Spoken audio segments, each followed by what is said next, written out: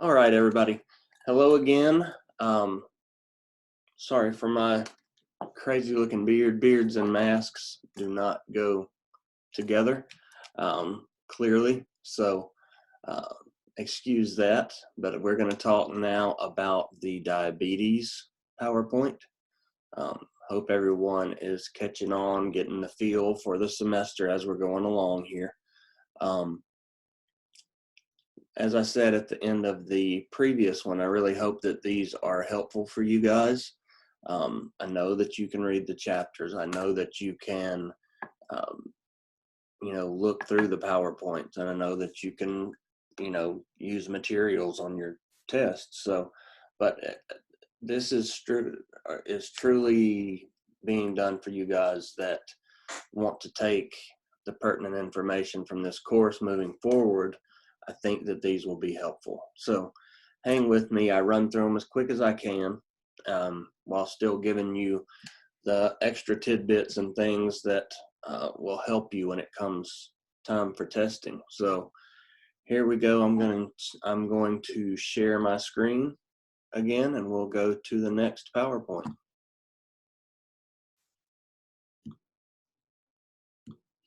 Okay. That should be there for you guys. We're going to talk about exercise for people who have diabetes. A little bit before we get started on this one. This is one of a few of the chapters that really hit home for me. This is my I went in for my yearly checkup this year, and everything seemed fine. Left, I got a call back, and they said that my A1C was at the range of being diabetic. So that being said, I have really made a big change in diet, activity level since then. And since my diagnosis, I have lost about 40 pounds, and blood sugar is running much better. So I'm excited to go back for my next check, for them to get my next A1C and tell me, oh, okay, well, no, you're not. So if you catch it very early, it is something that is manageable, and you can turn directions on what you have going on. So the diagnosis of diabetes, it happens, there's different ways that it can be done, but one way that it's done is through a fasting plasma glucose test, which is checking how much glucose is in the plasma of your blood, after at least an 8-hour fast. So you would get up in the morning, not eat, go in and let them draw blood. They will check blood sugar from that, and from your value that you come up with here at the bottom of the screen, you'll see anything 99 and below is suggested to be normal. 100 to 125 suggests pre-diabetes, and anything 126 or above is indicative of diabetes. Now, one test showing that, one fasting glucose test is not enough to truly give you a diabetes diagnosis. It takes multiple readings on consecutive days, let's say, to make that true diagnosis. You may have had extenuating circumstances that could lead to higher blood sugar on a given day than another. So that's just something to remember on that. One reading above 126 or above 125 doesn't necessarily mean, oh no, I have diabetes. Another way of testing is the oral glucose tolerance test, and there's also an 8-hour fast involved with this one, but the patient's given a liquid to drink. Most people do not like it. My wife said that she actually enjoyed it. This is the one that you have to do during pregnancy to see whether or not you have gestational diabetes. So she was given the liquid and she chugged it right down, loved it. So it has 75 grams of glucose in it. And then 2 hours later, they take your blood glucose level and see what you come up with. And this is in total control here. You know, you have fasted for 8 hours. You're given a liquid that has exactly 75 grams of glucose. They know what your blood sugar should normalize to in this time, and that makes this oral glucose tolerance test the most reliable and the most truly accurate test that can be done regarding diagnosing diabetes. And so the values here, anything under 140 is normal, 140 to 199 is a pre-diabetic state, and then over 200 is going to indicate diabetes.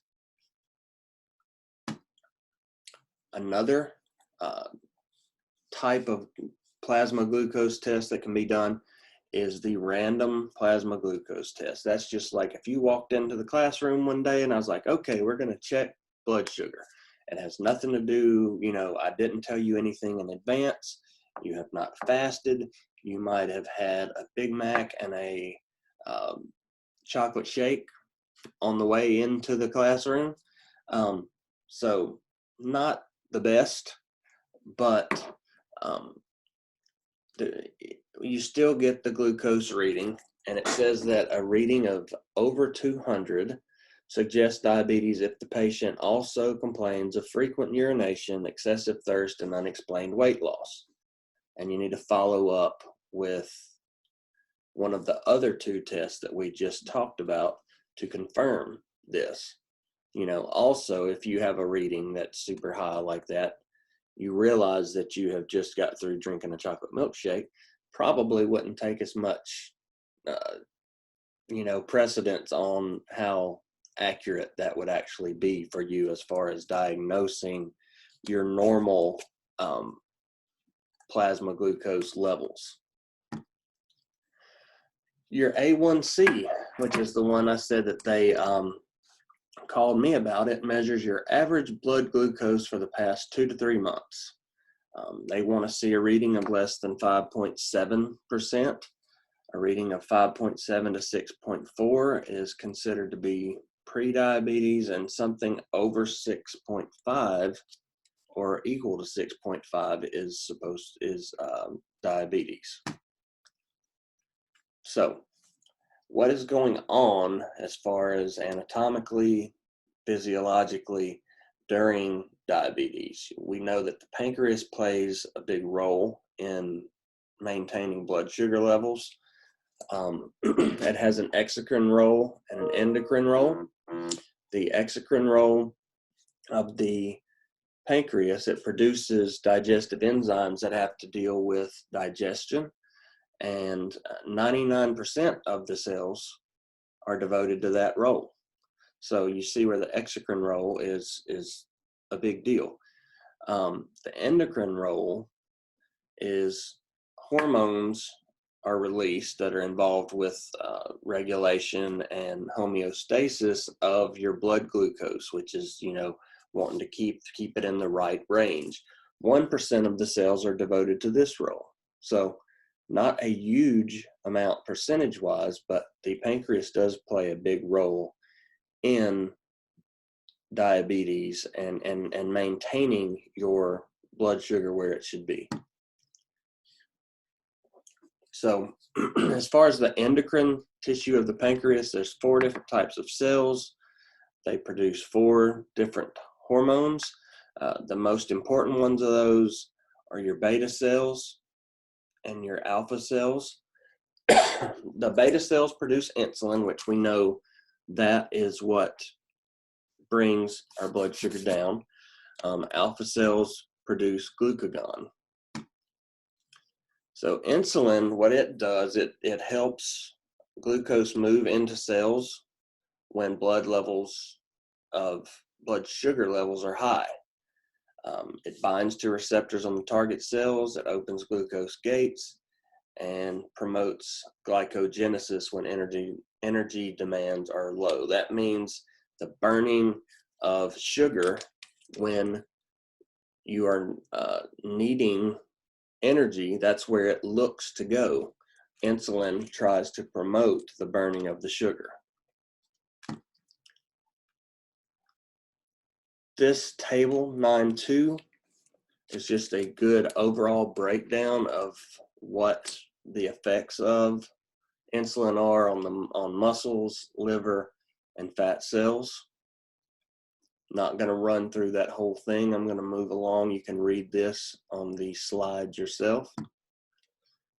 As far as glucagon, it stimulates glycogenolysis, gluconeogenesis, lipolysis, amino acid uptake, and ketone body formation. So here's the loop of how insulin and glucagon can work together. So you can follow it, start at the normal blood glucose. I'm sitting here pointing at my screen like you can see me, and follow it around, and you'll see how you have a stimulus. It causes an increase in blood sugar. Beta cells detect that increase. They release insulin. Insulin stimulates the uptake of the glucose, like we talked about, conversion of that into glycogen, and then synthesis of protein and fat. So at that point, when you have a stimulus that causes blood glucose to be in demand, then alpha cells in the pancreas are going to detect that decrease. They're going to release glucagon, which stimulates the breakdown of glycogen into glucose for release into the blood / release as energy. Gluconeogenesis is basically just the conversion of non-carbohydrate sources into glucose. So that's the loop. You won't have to draw that out or anything, but it tells you how it all works in a very simple, easy to follow picture. Hyperglycemia, you need to know this. Hyper, again, we're back to the prefixes, suffixes, and how you can pick up on things. Hyper is going to mean high or rising, generally. Glycemia, you're talking about blood sugar. We've already established that. So we're talking about high blood sugar. Hyperglycemia is what occurs when your blood glucose levels remain elevated. You're going to see symptoms like sweating, trembling, rapid heart rate, feeling of hunger even if you shouldn't be hungry, frequent urination, and increased thirst. So there's two major types of diabetes. We'll talk about both of these, and you need to know the difference between the two, know which one is more common, things like that. The first one we'll talk about is type 1 diabetes mellitus. It's actually an autoimmune disorder where immune cells attack the beta cells in the pancreas, which results in the inability of the pancreas to produce insulin as usual. What that does, it makes your blood glucose levels rise and pretty much try to stay there. So you'll go into a state of hyperglycemia and deal with symptoms like hunger, weakness, and weight loss. Type 1, autoimmune disorder. It's sometimes referred to as childhood diabetes. That's the one that, this one occurs due to nothing you do whatsoever. It's just an autoimmune disorder. You can't help it. This is the one where you usually get it at a relatively young age and have to deal with it for life. But it's manageable, and they know how to handle diabetes very well at this point. Type 2 is much, much more common than type 1. Mississippi is very high in type 2 diabetes because we're very high in obesity. We'll get more into that. Pancreas continues to produce insulin in type 2, but the insulin receptors aren't as responsive. They become dulled and unresponsive.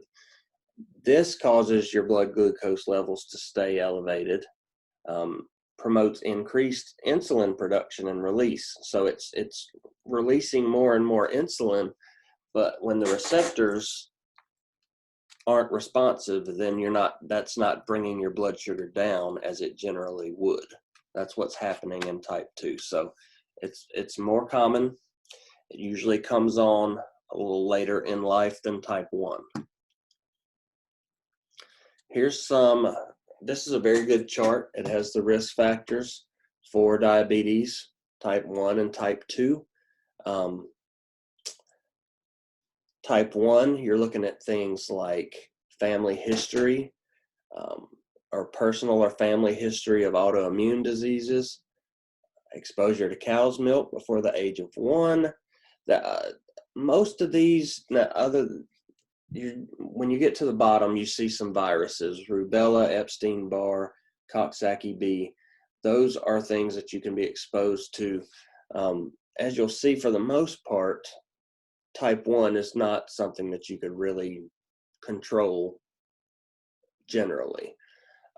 As far as type 2, family history of diabetes, again, parent or sibling, being overweight or obese. 85% of all type 2 diabetics carry excess weight. So that is clearly an indicator of a risk factor there. If you have a history of gestational diabetes or delivery of a baby that weighed 9 pounds or over, that puts you at risk. Your HDL, which is, we're talking about cholesterol here. If your HDL, which is your good cholesterol, is less than 35, or triglycerides are higher than 250, and then if you run a blood pressure of 140 over 90 or higher, that's also another risk factor for type 2. So not being in great shape, being overweight / obese, that plays hand in hand with the HDL. It plays hand in hand with the blood pressure, and that's the main culprit for type 2 diabetes.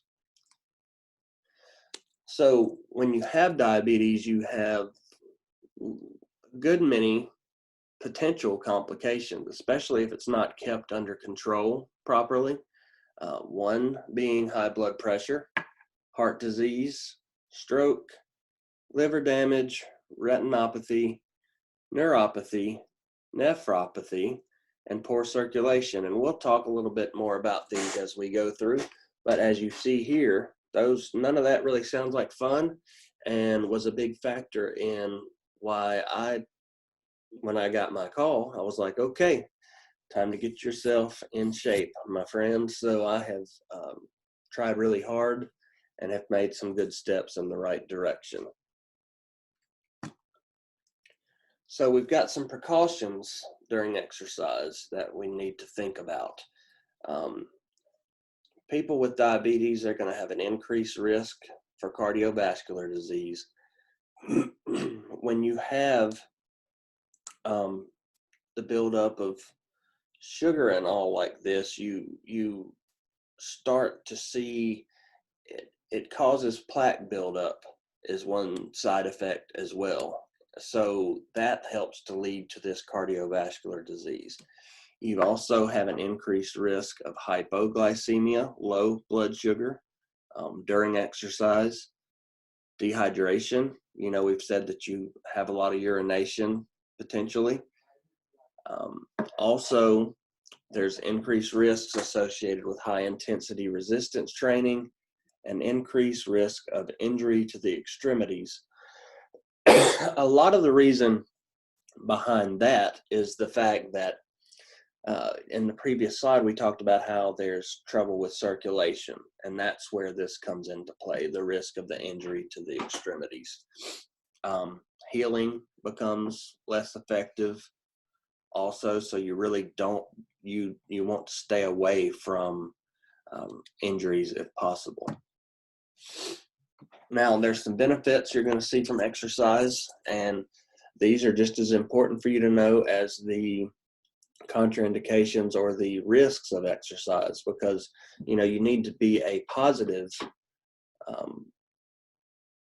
you need to be able to give positive things to your patients or your clients also, not just the negative. If you don't do this, this is going to happen. You need to tell them, hey, if you do this, we can improve your insulin sensitivity, we can improve your glucose tolerance, your blood sugar will start to regulate better. We can reduce your risk for cardiovascular disease. We can get you to a place where you can do more exercise and not be as worn out. We can cut down on your medications. You're going to have a improved mood and well-being, and should be able to get your weight into a better range. That's a lot of good things to be able to use as motivators when you're talking to exercise clients. As far as testing, older individuals with diabetes, they need medical clearance due to their increased risk for cardiovascular, renal, neurologic, and visual problems. So they need to be checked out by a physician and cleared. If they're at low risk of a cardiac event, diabetics may start a low to moderate exercise program without testing.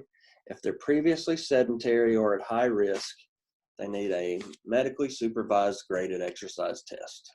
You'll see that generally in most of these chapters.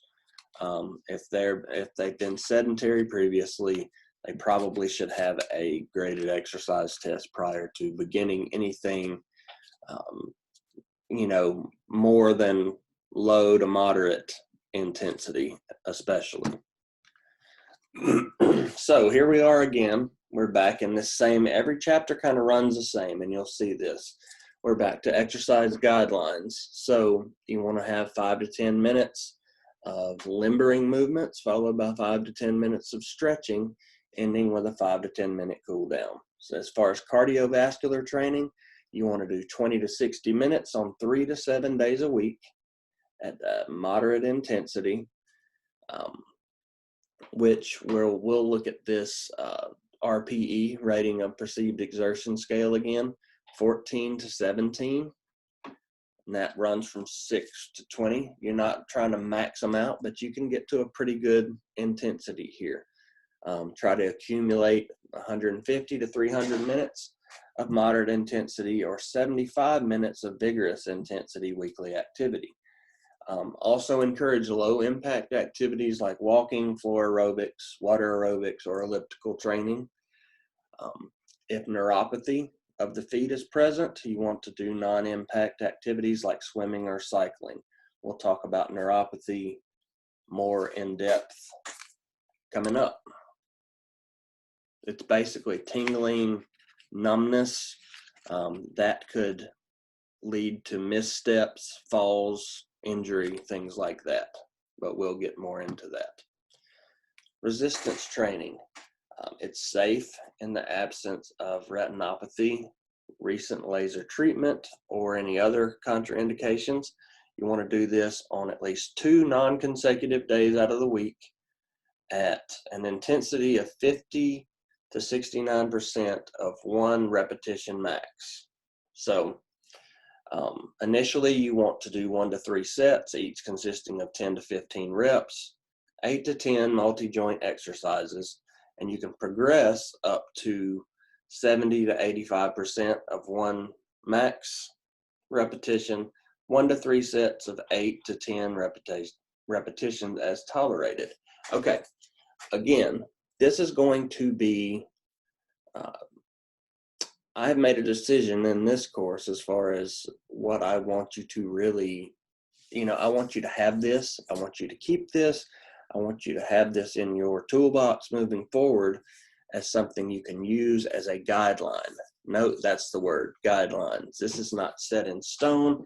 Therefore, I'm not going to test you on how many sets at 1 repetition max, at what intensity are we going to do for someone with type 2 diabetes, because it's going to vary from one person to the next. This gives you a good indication of what you can see as a baseline guideline that you could use, but it's so individualized if done right that I'm not going to ask you this in questions, okay? Some other things to think about: hypoglycemia, that can occur during exercise. It could happen after exercise. Hyperglycemia, which is high blood sugar, that can occur in type 1 diabetics that don't have poor glucose control in their blood. So if they're not taking their medications properly, if they are not on medication but should be, that's when that could happen. Those with neuropathy of their legs and feet might have gait or balance problems, so you want to avoid quick changes in directions. If you can't really feel your feet, or your feet are tingling all the time, you can see where that could affect your gait or your balance, because you don't really feel when your feet are hitting the ground so much. You wouldn't want to do quick changes in direction. So maybe P90X or Insanity or something like that might not be a good choice for someone who has neuropathy of the feet. A good thing to do is to participate in activity at the same time each day. So your body becomes accustomed to this. You can see what your blood sugar is prior to and after, and adjust medication or eating to fit the exercise and help you feel the best as a diabetic during exercise. So the same time each day is a recommendation and something that is good to follow in that situation. If you want to lose weight as a diabetic, need to expend at least 2,000 kilocalories a week in moderate exercise.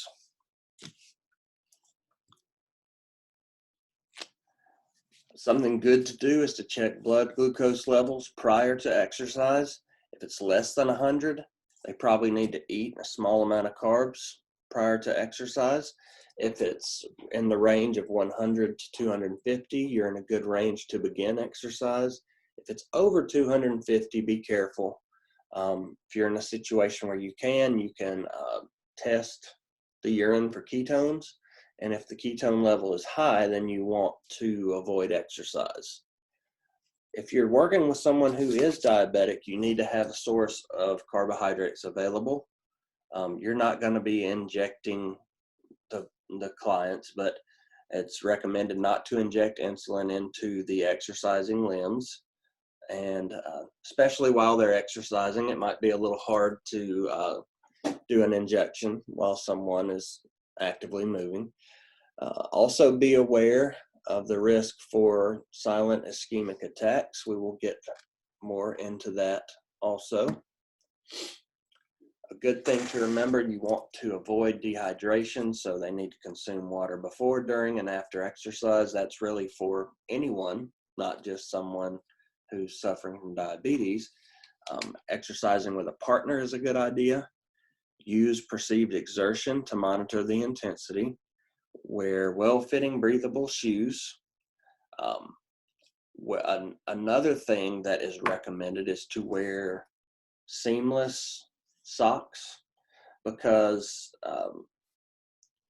the extremities, feet especially, you don't want anything rubbing on those feet and making wounds, because it takes a long time for someone with diabetes to heal.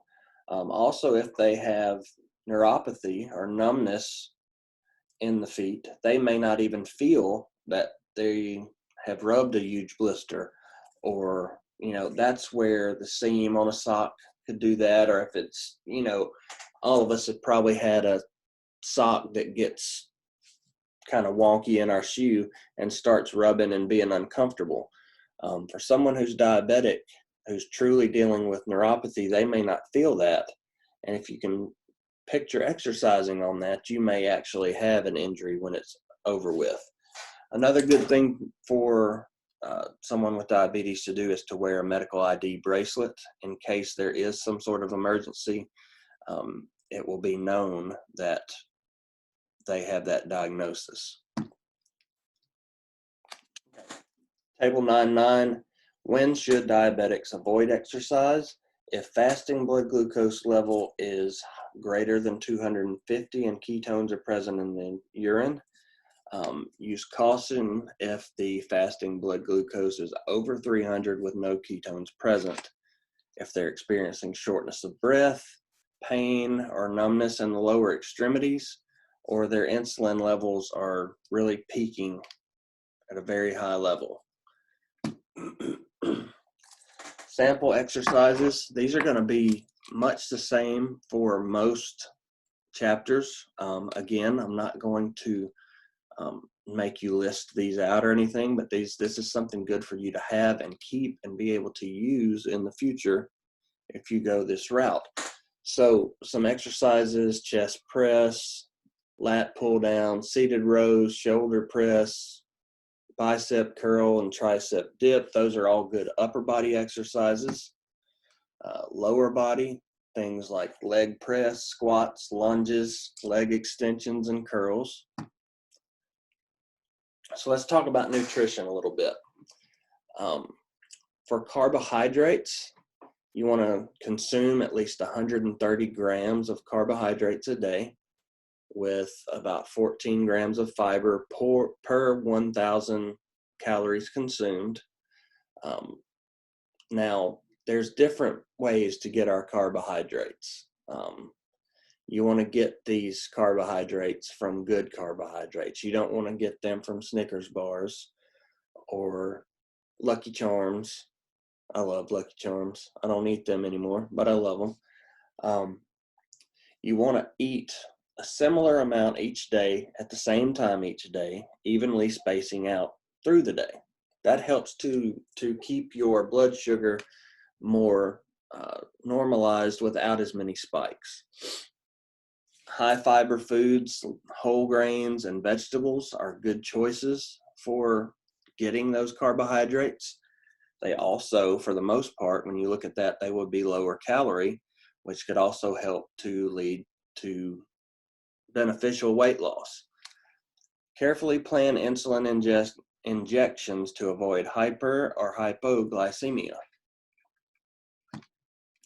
As far as protein, now this is relatively important, and I think this could possibly be on the test.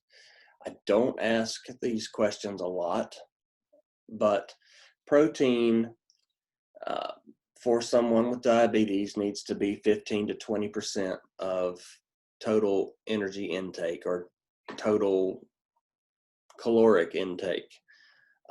75 to 100 grams on a 2,000 calorie diet. If you are suffering from kidney disease, if the patient is suffering from kidney disease, you need to limit that protein intake to a lower amount than that. A good places to get the protein are lean meats, chicken, plant-based proteins like soy. As far as fat, want to limit the total daily fat intake to 20 to 35% of the total calories. You want to limit saturated fat to less than 7% of daily calories. Saturated fat, that's our fat that's not good. And limit dietary cholesterol intake to 200 milligrams a day. As far as alcohol, moderate alcohol consumption is safe with diabetes. That accounts to 2 drinks a day for males and 1 drink a day for females. Sorry, females. Consume with foods if you're taking insulin. And know that a lot of drinks, wine coolers and mixed drinks, have juices and things that are very high in sugars, so they could have a pretty big effect on blood sugar. Vitamins and minerals, not a lot of big specifics here, but they need to match those that the general population take. If you are at high risk for cardiovascular disease, watch the sodium intake, keep it less than 2,000 grams a day. So as far as water, it's similar to what the general recommendations are for the general population. 3.7 liters a day for males, 2.7 liters a day for females. With 2 to 3 8-ounce glasses 2 hours before exercise, 1 to 2 cups 10 to 15 minutes before exercise, and then 1 to 1.5 cups during exercise. If you do that, I promise you they will not have trouble with dehydration. They may have to stop and go pee during exercise, but that would be preferable to have that rather than dehydration. All right, we have covered the diabetes PowerPoint. Some good things to take from that chapter, because if you work in the field or whatever field you end up working with, if it's medical, medically based, you will deal with people that are dealing with diabetes. So take some of this information and put it in your memory banks and use it going forward. I want y'all to be able to be successful and knowledgeable when you go out into the field. So that's why I'm taking the time to go through these for you and with you. So hope you guys are doing well, staying safe, and I will see you at the next chapter.